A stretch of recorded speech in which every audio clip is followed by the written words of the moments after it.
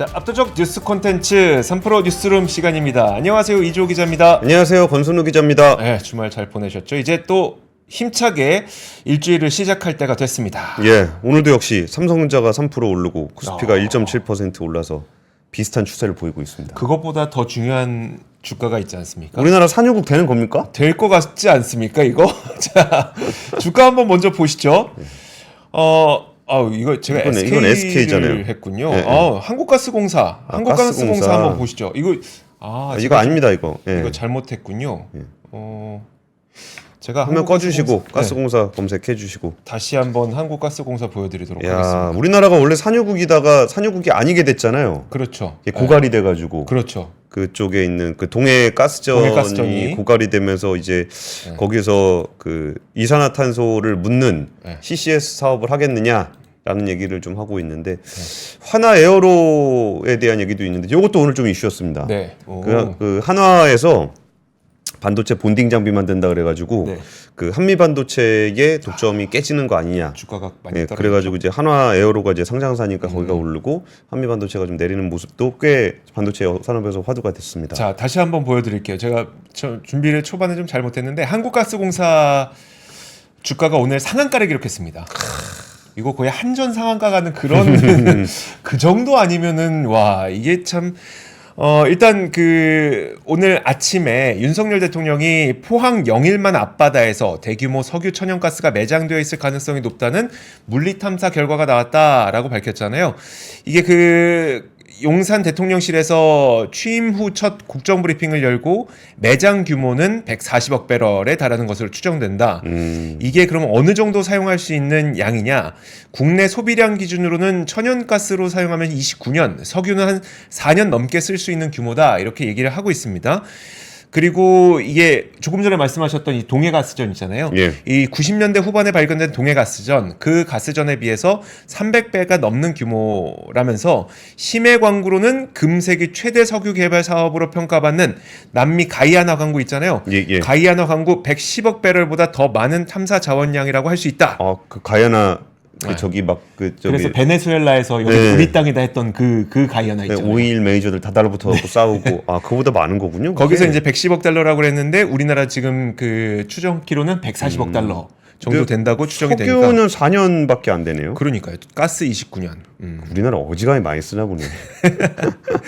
그러면 이제 이것을 탐사하고 연구했던, 그러니까 어느 정도의 석유가 부존되어 있을지를 조사했던 기업이 있잖아요. 그 기업이 액트지오라고 하는 기업인데 이 액트지오라고 하는 기업이 믿을만한 기업이냐? 에 대해서도 요즘 보도가 계속 나오고 있습니다. 이번에 동해 심해평가를 수행한 곳이 미국의 액트지오사인데 세계적으로 인정받는 심해평가 전문 기관으로 전해지고 있습니다. 일단 믿을만한 회사라는 건가요? 믿을만한 회사라는 거죠. 지금 액트지오는 브라질 출신으로 엑손모빌에서 탐사 전문가로 일했던 빅토르 에브루가 만든 회사라고 합니다. 그리고 이분이 가이아나 지역의 리자 1 유정 시추와 같은 중요한 탐사 발견과 평가에 대해서 이 여러 가지 일을 했기 때문에 못 믿을 건 아니다. 못 믿는 거 아니다. 라고 얘기를 하고 있습니다. 사실 근데 우리가 갑자기 대통령이 나와서 우리나라에서 천연가스와 석유가 나옵니다 라고 하니까 뭔가 뜬금없는 이야기 같아 보일 수도 있겠지만 사실 우리나라는 광개토 프로젝트라는 것을 2022년부터 진행을 해왔습니다. 예. 사실 지금 광개토 프로젝트를 검색해 보시면 스페이스 광개토 프로젝트밖에 검색이 안 될 텐데 원래 이 광개토 프로젝트라고 하는 것은 앞서 말씀해 주셨던 것처럼 동해가스전을 통해서 우리나라가 95번째 산유국 지위를 얻었었거든요. 그게 1990년대였었잖아요. 예. 그러다가 이 가스전이 2021년까지 되니까 생산량이 이제 거의 다 줄어들어서 그때 이 가스전이 문을 닫게 됩니다. 문을 닫으면서 우리나라의 산유국 지위도 다시 없어졌고요. 그러다 보니까 계속해서 우리는 이 석유를 찾기 위해서 프로젝트를 진행을 해왔는데 그게 새롭게 시작되는 게 바로 광개토 프로젝트였었고 그 광개토 프로젝트는 우리가 뉴스는 안 나오더라도 계속 진행이 되었습니다. 화면 한번 보시죠. 자, 이 화면이 광개토 프로젝트가 어디에서 진행되고 있는지를 보여주는 화면이라고 볼 수 있는데요. 우리가 가장 유명한 7광구 있죠. 예. 7광구가 바로 블록 7 여기입니다. 여기 그 JDZ라고 해서 이곳이 한국과 일본이 함께 개발하기로 했던 그 지역인데 일본이 지금 50년 동안 계속 질질 끌면서 그 협정 마감 시한이 이제 얼마 안 남았잖아요. 협정 마감 시한 지나기를 계속 전략적으로 좀 나쁜 전략을 세우고 있는 그 지역이 바로 여기고 그곳이 바로 7광구입니다. 근데 이번에 부존량이 꽤 될 거라고 보이는 지역이 바로 이 8광구와 6광구 이 지역입니다. 여기가 바로 포항 영일만 바로 앞바다인 곳이고요. 여기는 확실히 우리 바다죠. 그렇죠. 여기는 우리가 할 수 있는 곳이죠. 그래서 아마 이 일이 좀 계속해서 회자가 되고 나면 이 7광구와 관련된 이야기도 또 한번 언론에서 언급이 되지 않을까라는 생각이 듭니다. 이거 홍사훈 선배가 엄청 7광구 얘기 오래 하고 다녔었는데. 그랬죠. 네, 지금도 하고 있고요. 지금도 하고 계시고. 그리고 이게 7광구라고 하는 게 만약에 이 마감 협정 마감 시한이 제가 언제까지인지 지금 정확하게 기억이 나지 않지만 이거 계속 그냥 시간 끌다가는 일본하고 중국에게 뺏긴다라는 그런 좀 경각심을 갖고 있는 지역이잖아요. 이 신화에서 좀 찾아봤는데 네. 일본 언론에서는 일본 누리꾼들은 왜 일본해의 그 석유를 니네 거라 그러냐. 아이고 진짜 작작해라 작작 좀. 이 7광구도 사실 7광구도 원래 한국과 일본이 함께 개발하자고 했을 때만 하더라도 이 대육붕은 한국과 일본의 어떤 영해라고 생각을 했기 때문에 했던 거잖아요. 그러다가 기준이 바뀌어서 연안에서 거리로 하자라고 기준이 바뀌어서 지금 7광구를 지금 뭐 일본이 혼자 한 해 만에 뭐 이러고 있는 거잖아요. 근데 다시 한번 그림 보시면 거리로 하면 아니 거리로 하면 여기 주장하면 안 되죠. 거리로 기준이 바뀌어서 지금 그렇게 된 건데 이게 그렇게 하면 안 됩니다. 자, 그리고 이번에 개발이 만약에 성공을 하게 되면 사실 그 우리가 기대하기로는 정말 자립을 할 수도 있고 그 다음에 수출까지 할 수 있지 않겠느냐라는 기대감을 갖고 있는 상황입니다. 그리고 이번 그 지금 그 이 구 있잖아요. 영일만 쪽. 여기에 성공률이 20%라는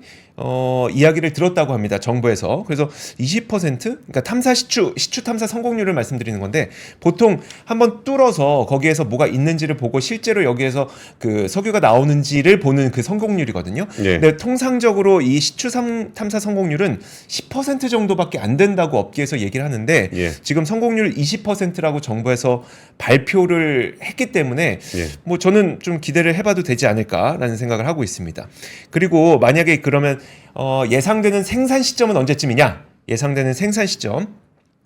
지금 뭐 경제성과 뭐 여러 가지를 분석해서 실제 과정을 거쳐서 실제 생산에 들어가는 시점은 오는 2035년 정도로 예상한다라고 정부에서도 35년. 밝히고 있습니다. 35년이면 부동산 재개발보다 더 빠르다는 건데. 재건축보다. 그렇죠. 근데 사실 광개토 프로젝트를 제가 말씀드렸잖아요. 근데 광개토 프로젝트 자체가 10년 정도의 그 탐사 기간을 생각하고 진행이 됐었던 거거든요. 그럼 거기에 뭐 부합하는 그냥 35년 정도 예상한다라고 얘기를 하고 있습니다. 사실 이 영일만이라고 하는 곳이 옛날에도 좀 역사가 있는 지역이죠. 그렇죠. 이 사진 한번 보여주시죠.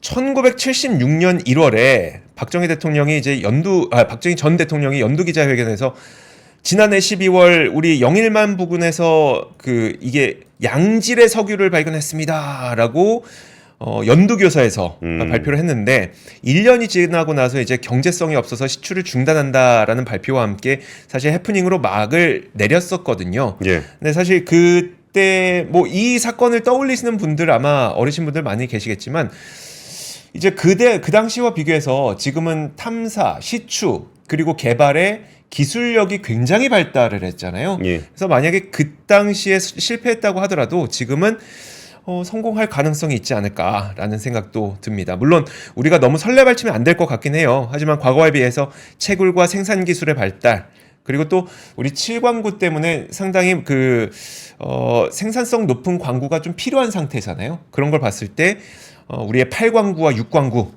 잘 돼야 되지 않을까 기대를 한번 가져보도록 하겠습니다. 그냥 오늘만 하고 잊어버리시죠. 그럴까요? 어차피 뭐 35년 뭐 이런 거라 이거 시추하고 뭐하고 하려 그러면은 이제 뭐 아니 뭐 확률적으로 20% 정도라 그러면 꽤 높다라는 얘기들은 해요. 근데 이게 뭐 우리가 지금부터 설레발할 문제도 아닌데 그리고 이게 사실 이게 제 댓글도 보면 알겠지만 뭐 이게 대통령까지 나서서 발표할 문제냐 뭐 그런 얘기들도 하고 막 그러는 게 사실 이게 약간 그 자원 탐사라는 그쵸. 게 네. 이게 확률적으로 좀 높지 않다 보니까 그러니까 이게 그러면은 확률이 얼마나 되냐 뭐 이런 것들은 그러니까 지금 뭐 굳이 얘기할 필요가 별로 없는 것 같아요.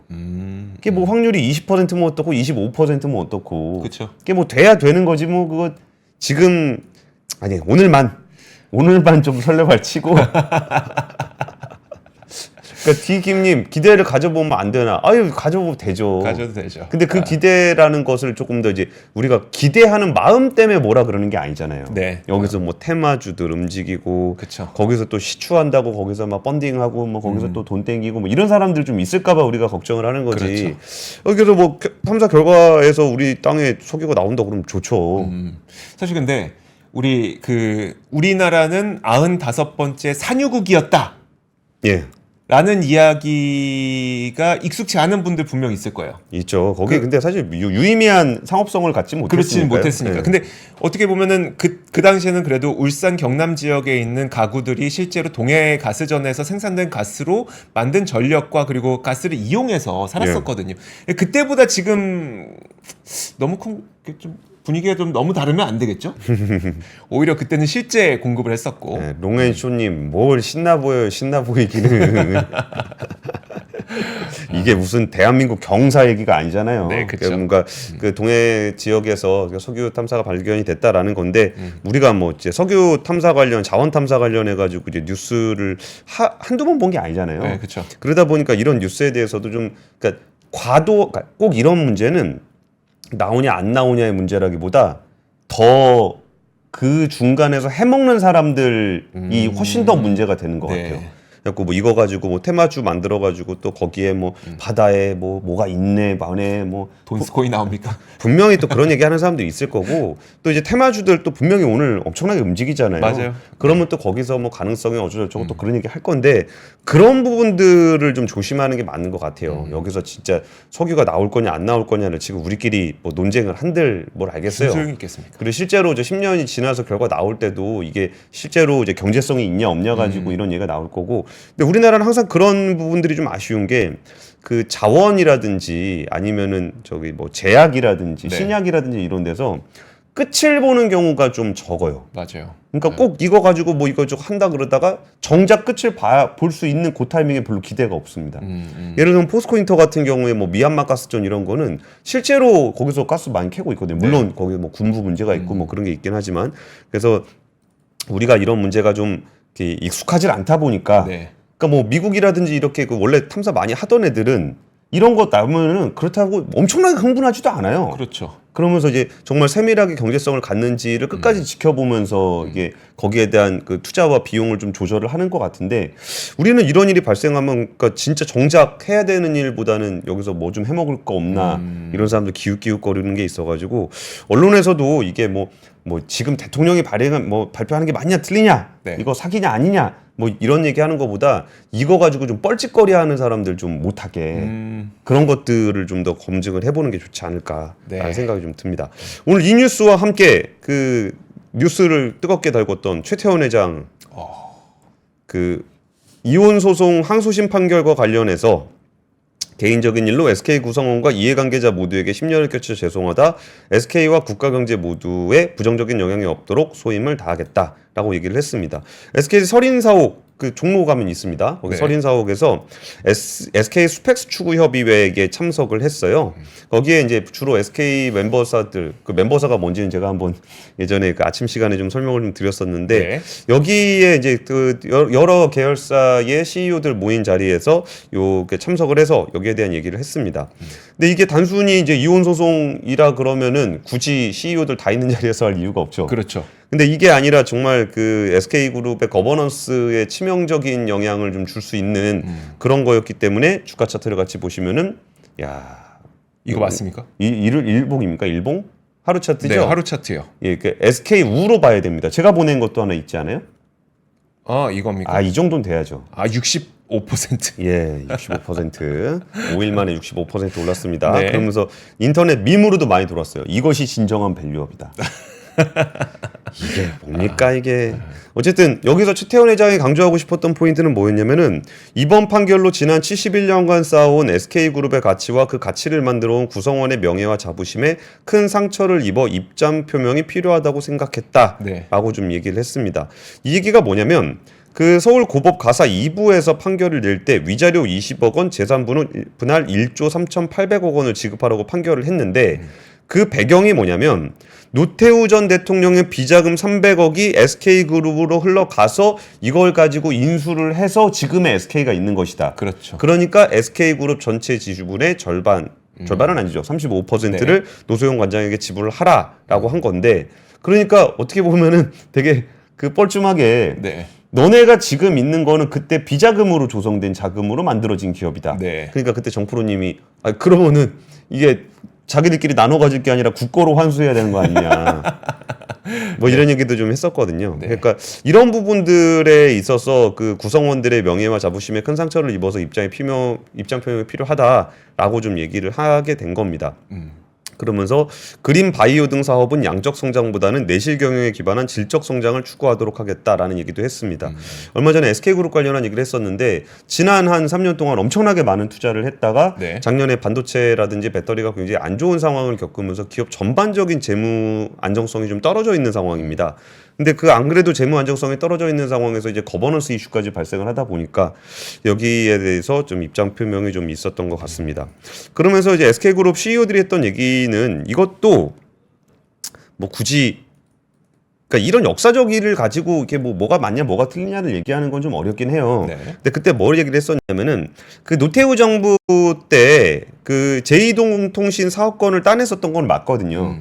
근데 그리고서 이제 그거를 일주일 만에 사업권을 다시 반납한 것도 맞는 일입니다. 네. 그리고 나서 그 다음에 다시 김영삼 정부 출범 이후에 한국이동통신을 인수를 했었거든요. 네. 그러니까 노태우 정부 때 받았는데 네. 일주일 만에 사업권을 반납하고 그다음 김영삼 정부 때 받았던 일이 있어요. 네. 그러니까 이런 부분들을 가지고 얘기를 갑자기 역사 논쟁으로 흘러가는 것 같아서 네. 그러니까 이게 그럴 일인가라는 생각은 좀 있었고 투자자분들은 조금 이렇게 되게 영리하게 판단을 하셨던 것 같은 게 이거는 뭐가 됐든 이제 뭐 주식을 팔든 네. 아니면 주식을 담보로 해서 대출을 받든 네.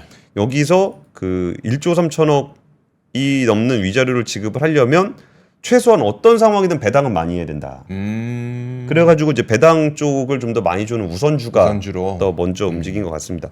물론 이게 굉장히 그 펀더멘탈한 가치 투자라고 보지는 않아요. 그렇죠. 네. 이게 뭐 배당을 늘린다 한들 뭐 그렇게 될까라는 건데 이런 부분에서 좀 씁쓸했던 거는 그 지배권을 가지고 있는 회사들이 우리나라에 있잖아요. 네. 그런 회사들 주가 잘 안 올라요. 그렇죠. 네. 그 지주회사. 그러니까 지주회사를 비롯해서 그런 회사들 주가 잘 안 오르는 이유가 네. 오히려 누를 거라고 생각하는 거예요. 상속을 이거는 상속을 해야 위해서. 되니까 네. 이걸 주가를 올릴 이유가 없다라는 부분들 때문에 주가를 좀 누른다라는 인식이 있어갖고 안 오르는 건데 여기서 오히려 경영권, 그러니까 우리가 경영권이랑 표현도 안 맞는 거긴 하지만 네. 경영권이 좀 흔들릴 수 있다라고 하니까 주가가 날아가 버리는 거예요. 그래가지고 이제 이런 부분들이 참 되게 씁쓸한 우리 자본시장의 좀 단면을 좀 보여주고 있는 것으로 보여요. 그리고 이제 뭐 DS투자증권 같은 경우에는 주식담보대출을 받으려고 하더라도 SK 주가 부양이 해답이다. 네. 라고 얘기는 했거든요. 근데 여기서 그 SK그룹이 주가 부양한다고 막 엄청나게 몇 년 동안 뭘 했잖아요. 네. 자사주 매입 소각도 많이 하고 배당도 많이 늘렸어요. 근데 여기서 뭘 더 올릴 수 있는 부분이 뭐가 있는지 솔직히 잘 모르겠습니다. 그러니까 할 수 있는데 못했다라는 생각은 안 들거든요. 네. 왜냐하면 재무 구조의 안정성이 좀 떨어지다 보니까 여러 가지 뭐 자사주 같은 거 소각하고 배당하고 막 그랬을 때 오히려 신용평가사들 쪽에서는 조금 네거티브한 평가를 좀 내렸었어요. 아, 너무 그렇게 돈 쓰면 재무 상태가 더 나빠진다. 예. 그런 상황이었는데 여기에 그 담보대출을 받기 위해서 추가적인 주가 부양이 해답이다라고 얘기하는 것도 대주주가 돈 필요하다고 주가 올리고 그거 안 돼. 대주주가 뭐 상속하려고 그러니까 주가 내리고 이런 부분들이 그렇게 회자된다는 것 자체가 네. 자본시장이 그 모양 그 꼴이다라는 거예요. 대주주가 그냥 올리고 싶으면 올리고 내리고 싶으면 내리고 뭐 이런 자본시장은 좀 아니지 않나. 라는 생각이 좀 들었습니다. 그래서 뭐 여기에 대해서 뭐 두 사람의 이혼 소송에 뭐가 가액이 맞냐 틀리냐 뭐 이런 얘기는 사실 뭐 저희가 판단할 문제는 아닌 것 같고요. 시청자분들이 뭐 이 내용만 보더라도 충분히 판단하실 수 있을 것 같아서 그렇죠. 거기에 대한 얘기는 좀 이렇게 굳이 언급하지 않도록 하겠습니다. 알겠습니다. 자, 그리고 다음 소식도 한번 보도록 하겠습니다. 다음은 그 애플이 오픈AI와 생성형 AI를 탑재하는 계약을 체결했다는 외신 보도들이 지난 밤 사이에 좀 나왔어요. 좀 약간 되게 의아하긴 했는데 어쩌면 많은 분들이 좀 기다렸던 내용일 수도 있을 것 같습니다. 애플이 자사 서비스에 생성형 인공지능 탑재를 추진하고 있는데 오픈AI와 이를 위한 계약을 체결했다라고 하는 소식이 IT 전문 매체 디인포메이션을 비롯한 몇몇 외신을 통해서 전해졌습니다. 이렇게 되면은 애플은 오픈 AI와의 계약을 통해서 iOS 18 차기 아이폰 운영체제인 iOS 18부터 오픈 AI의 AI 챗봇 기술을 적용할 수 있을 것으로 언론에선 보도를 하고 있고요. 이 관련된 내용을 이제 6월이 되니까 6월에는 바로 그 유명한 WWDC 애플의 연내 개발자 회의 있지 않겠습니까? 그날 이 관련된 내용이 발표되지 않을까라는 기대도 하고 있습니다. 그래서 외신들에서는 이날 이 파트너십을 공식적으로 발표하는 행사를 좀 검토하고 있다 이런 이야기도 하고 있고요. 그리고 또 저는 이 뉴스를 보면서 무슨 생각을 했냐면 일단 이와 관련해서 사티아 나델라가 좀 뭔가 우려하고 있다 이런 얘기를 또 외신에서 적었더라고요. 그러니까 이 얘기를 두고 마이크로소프트 최고 경영자인 사티아 나델라가 애플과 오픈 AI의 협업이 오픈 AI와 마이크로소프트의 관계에 미칠 영향에 대해 우려하고 있다고 이 매체는 전했다라는 이야기가 있는데 좀 재밌지 않으세요? 그러니까 흥미로운 포인트인 것 같아서. 그렇죠. 그러니까 마이크로소프트 입장에서는 이번에는 본인들이 세계 최고의 인공지능 기술력으로 처음 선두를 딱 치고 나갔잖아요. 그러면 이 서비스를 어떤 기계를 통해서 제공할 것이냐에 대한 고민이 있는데 다시는 애플 기계에 종속되고 싶지 않은 거죠. 다시는 애플 기계에 종속되고 싶지 않은데 야, 애플이 오픈 AI랑 이런 파트너십을 맺었다고? 야, 그러면 우린 또 어떻게 되는 거냐? 삼성이랑 맺으면 되죠. 그러면 되죠. 그러면 되죠.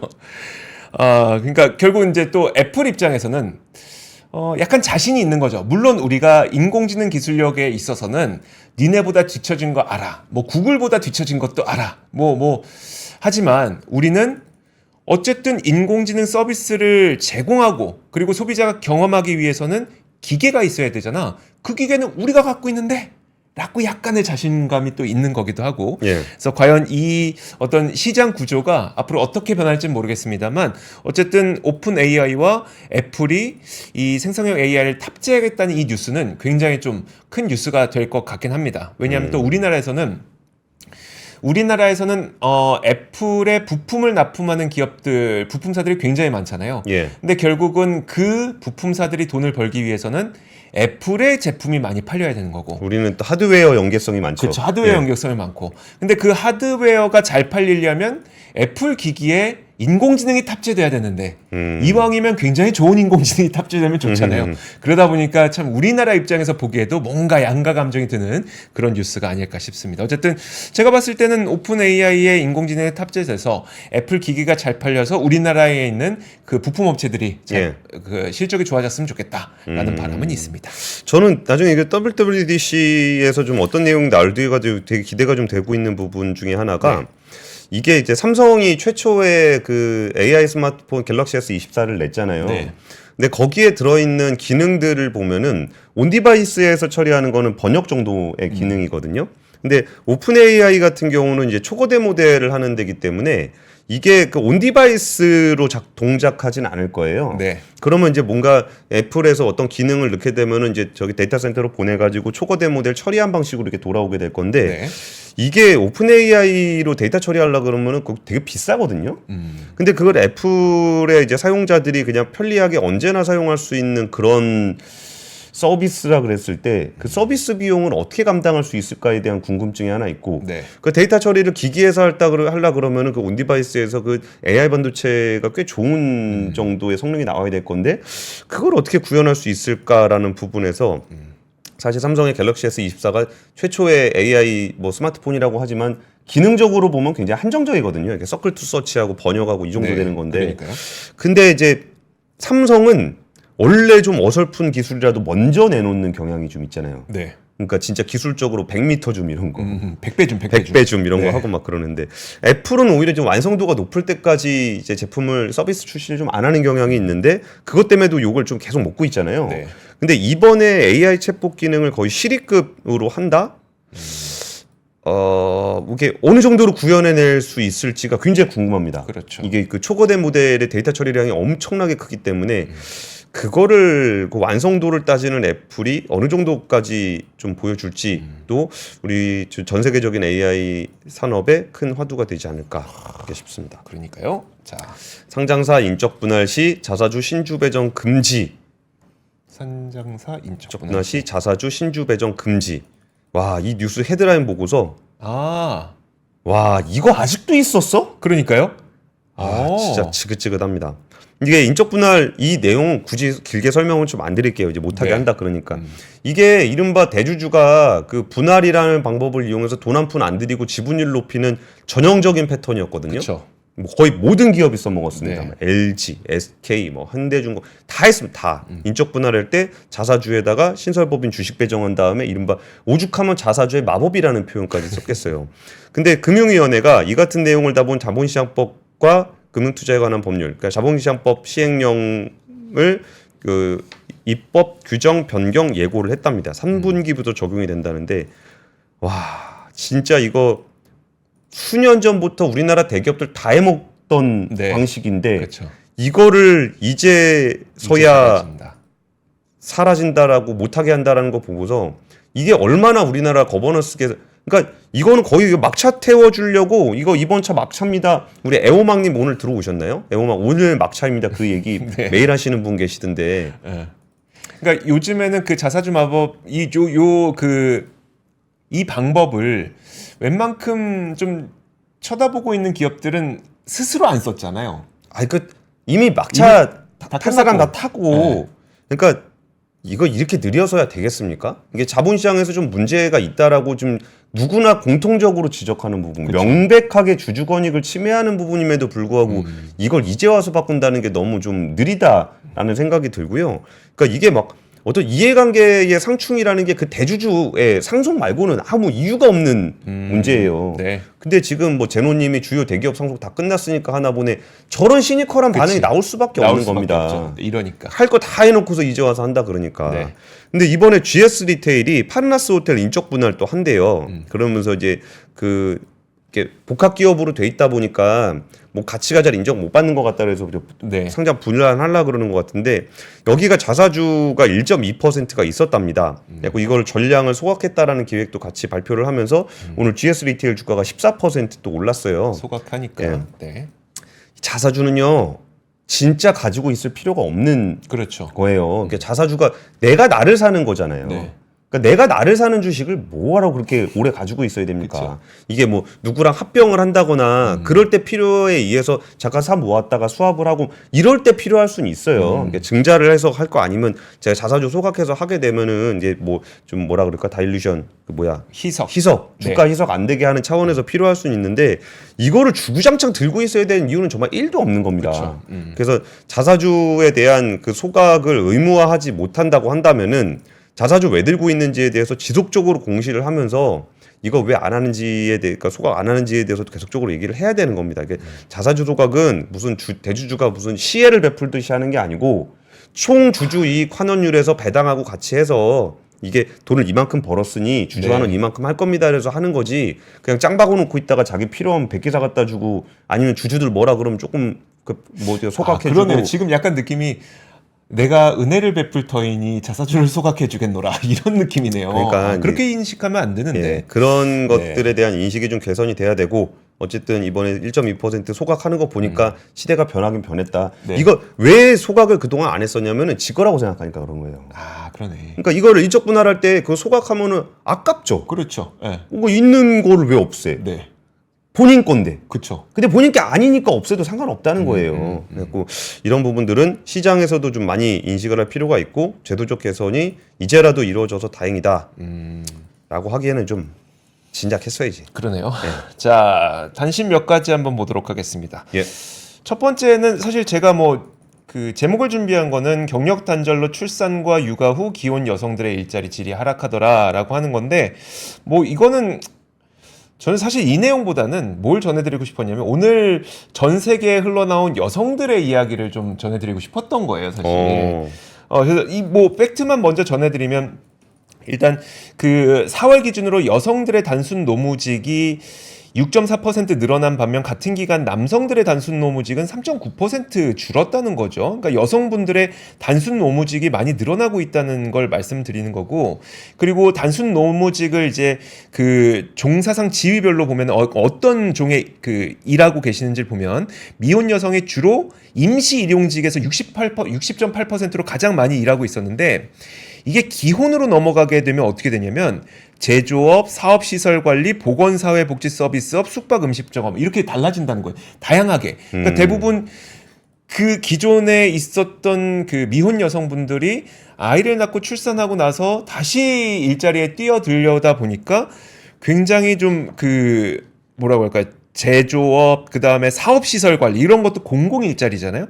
보건사회복지서비스업, 숙박음식점업, 예. 그리고 그 알바잖아요. 이런 쪽으로 일자리의 질이 줄어들더라는 거죠. 낮아지더라는 거죠. 근데 제가 오늘 드리고 싶었던 이야기는 두 가지인데 사실 그 멕시코에서 지금 역사상 최초로 여성 대통령이 당선이 됐어요. 예, 예. 조금 전에. 물론 후광 효과는 있습니다. 지금 현 대통령의 인기가 임기 말인데 60%. 그 정도로 이제 그 인기가 있는 대통령인데 그 대통령을 후계한다라는 것을 그 캐치프레이즈로 내세운 대통령이기 때문에 대통령 후보자이기 때문에 인기가 있는 것도 있겠지만 어쨌든 그 첫 여성 대통령이 멕시코에서 당선이 됐고요. 그리고 또 하나는 화면 보여주시면 사실 오늘 아침에 그 안 그래도 우리 권 팀장님도 그 얘기 전해주셨는데 루빈 플랫폼 이번에 발표가 됐잖아요. 엔비디아? 네, 엔비디아 루빈 플랫폼. 근데 이게 CPU가 과거에 그 그레이스였고 그 다음에 GPU가 호퍼여서 그레이스 호퍼가 우리 그 유명한 해군 제도기자 컴퓨터 과학자, 예. 여성 컴퓨터 과학자. 근데 이번에 발표된 거 보면은 이제 루빈 플랫폼에서는 베라 CPU와 루빈 GPU지 않습니까? 예, 예. 베라 루빈도 여성 이름입니다. 그 여성의 이름은 미국의 천문학자 베라 루빈. 자, 뭔가 그 모르겠어요. 정말 엔비디아가 얼마나 그 여성의 권익을 많이 신장시키고 있는지 모르겠으나 지금 와 여성들의 이름이 많이 거론되고 또 멕시코에서는 여성 대통령이 탄생하고 이런 이야기를 좀 전해드리고 싶어서 이 뉴스를 가져왔습니다. 베라 루빈은 몰랐네요. 미국 네. 천문학자인지. 그레이스 호퍼는 알았었는데. 알고 계셨죠. 네. 그 버그 발견한 사람이잖아요. 그렇죠. 예. 네. 그 제가 전해드릴 뉴스는 20대 돈 모아서 서울 아파트 살려면 86년 모아야 된다. 이번 생은 글렀네라는 제목인데 20대가 저축액으로 서울에 있는 아파트를 살려면 86년이 걸린다라는 연구 결과가 나왔습니다. 86년이요? 에휴 참말로 문제의식에 대해서 공감합니다. 문제의식 진짜 청년들이 저축 가능한 액을 모아가지고 아까 여성은 낮은 일자리 그러니까 지금 질 안 좋은 일자리라고 그랬는데 청년들은 가히 일자리가 없는 네. 상황들도 계속적으로 이어지고 있어서 그래서 부동산 가격이 엄청 높잖아요. 네. 그리고서 이거 참 차트도 예쁘게 잘 그렸는데 이게 민주노총사나 민주노총연구원에서 발표한 겁니다. 같이 보시면은 이제 출산율 떨어지는 거하고 이게 부동산 가격 올라가는 거를 보여주고 있습니다. 정말 이게 참 이렇게 보면 좀 상관관계가 정말 있는 있는 것으로 좀 나타나고 있는 거죠. 사실 20대 청년들이 돈을 모아서 서울에 있는 집을 산다. 불가능하죠. 솔직히 불가능하죠. 네. 이거를 언제 모아서 언제 삽니까? 이게 대출을 받아서도 이거는 힘들죠. 힘들어요. 이런 부분들은 정말 씁쓸할 수밖에 없는 그런 상황이고 이게 86년이라는 숫자가 왜 나왔는지도 제가 조금 찾아봤는데 네. 보니까 20대 가구의 저축 가능액 그러니까 이제 그 번 돈에서 쓴 돈 쓰고 그러나면 1,389만 원이더라고요. 1년에. 예. 예. 그럼 거기다가 이제 서울시의 아파트 평균 가격이 12억 네. 해서 계산해 보니까 86년 나왔다는 건데 이게 사실 이렇게 계산하면 안 되죠. 안 되죠. 네. 그러니까 20대 가구가 평생 그 돈만 벌고 평생 20대 가구는 아니잖아요. 그렇죠. 네. 그러니까 이런 식으로 계산을 하면 안 되고 이게 저축 가능액도 거기서 이제 레버리지를 하는 부분들도 좀 감안을 해서 해야 되는 건데 네. 그리고 이게 아무래도 이제 민주노총사나 민주연구원에서 하다 보니까 조금 이렇게 좀 극단적인 그렇죠. 케이스를 기준으로 해서 한 것 같아요. 근데 이 문제의식 자체에 대해서는 좀 고민이 많이 될 수밖에 없는 것 같습니다. 그러니까 여기 민주연구원에서 하고 있는 얘기는 노동시장의 이중 구조를 개선해야 된다. 네. 그러면서 좀 과한 주장들도 있어요. 예를 들면은 대학까지 무상교육으로 확장하고 양질의 청년 일자리를 늘리는 동시에 노동시장 이중 구조를 개선하고 주택 가격을 하향 안정화하고 중소형 공공임대 주택을 대폭 늘려 청년 세대 주거 안정성을 높여야 된다. 이 얘기를 하기 위해서 86년이라는 자극적인 키워드를 뽑은 게 아닌가 싶어요. 근데 이 부분 어떻게 답이 없는 것 같아서 오늘 뉴스는 여기까지 하도록 하겠습니다. 참 청년 공공주택 생긴다 그럴 때 그 기존에 있는 거주민들이 반대하는 현상도 전 참 신기하다는. 집값 떨어진다는 거죠. 뭘 신기해요. 뭐 청년 아니라 뭐 누가 들어와도 좀 저렴하게 주택 공급한다 그러면 동네 사람들 다 싫어하죠. 그러니까요. 자, 이번에 원밸리에서 그 펜스 치자고 뭐 그것도 주민 투표해가지고 길 가는 사람 못 지나가게 네네. 펜스 치자고 뭐 하는 것도 있어서 참 너무나 심정적으로 이해해 가면서도 씁쓸한 우리 사회의 단면들을 좀 보게 되는 것 같습니다. 자, 3프로 뉴스룸이었습니다. 오늘은 여기까지입니다. 고맙습니다. 감사합니다. 박근영, 이선영, 사경인, 염승환 투자 마스터들의 세심한 케어로 건강한 투자 습관을 만드세요. 3프로 멤버십 3프로 앱에서 확인하세요.